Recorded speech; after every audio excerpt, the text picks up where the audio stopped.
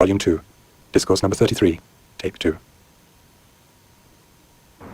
In this sense, Upanishads have declared, Aham Brahmasmi, I am the Brahman, I am the Absolute. Once you know this little phenomena of your being, you have known the infinite.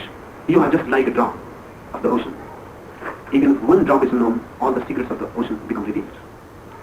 Belief, omniscient, omnipotent, pervading. But this will come through faith. This you cannot argue with yourself. You cannot convince yourself with some argument. You will have to dig deep within you for such feelings, sources for such feelings. This word belief is very significant. It doesn't mean that you have a conviction. Because conviction means a rational thing. You are convinced.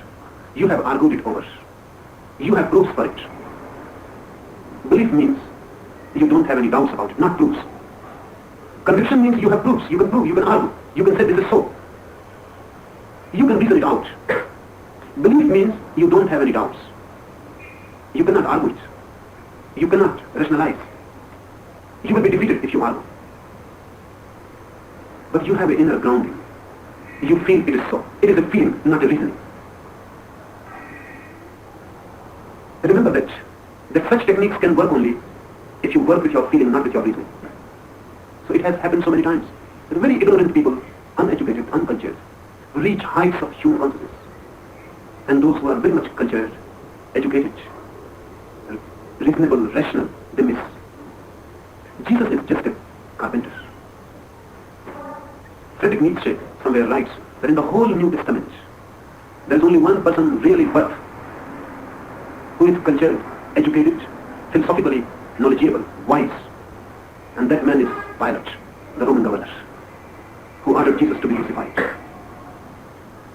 And really, he was the most cultured man. The governor general, he was there. Viceroy, he was there. And he knew what philosophy is. And he asked in the last moment, when Jesus was going to be crucified, he asked, what is truth?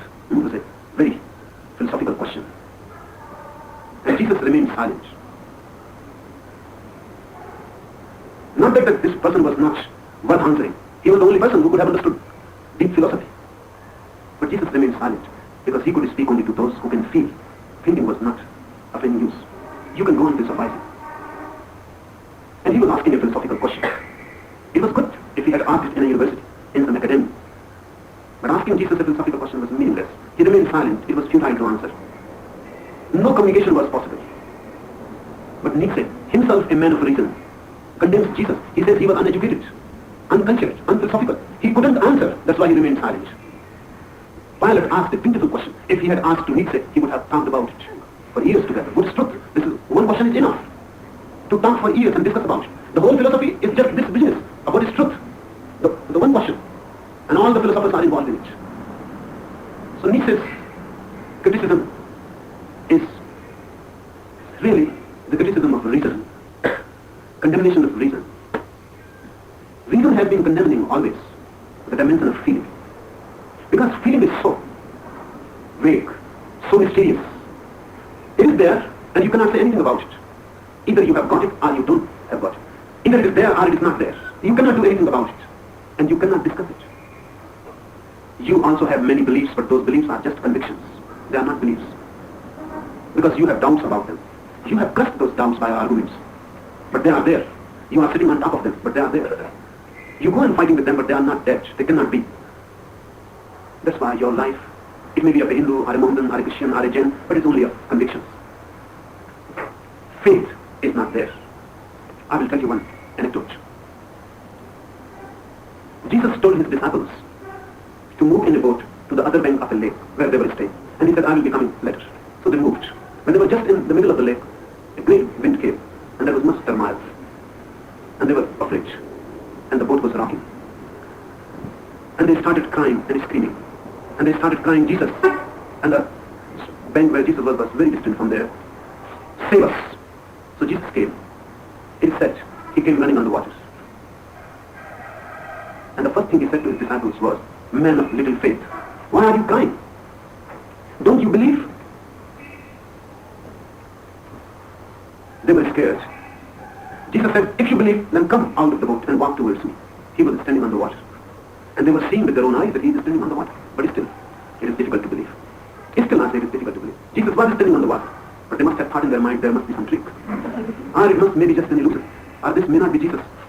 This may be just the devil alluring them or something. So they started looking to each other, who will walk. Then one disciple came out of the boat. And he walked. Really, he could walk. He couldn't believe his own eyes. He was walking on the water. And when he came just near Jesus, he said, but how? How it is happening?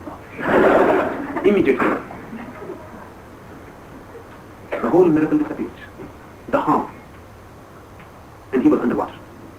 Jesus pulled him out and said, men of little faith, why you ask how? But reason asks why, how. Reason asks, reason is question. Faith is dropping of all questions. If you can drop all questions and believe, then this technique can work miracles for you. Enough for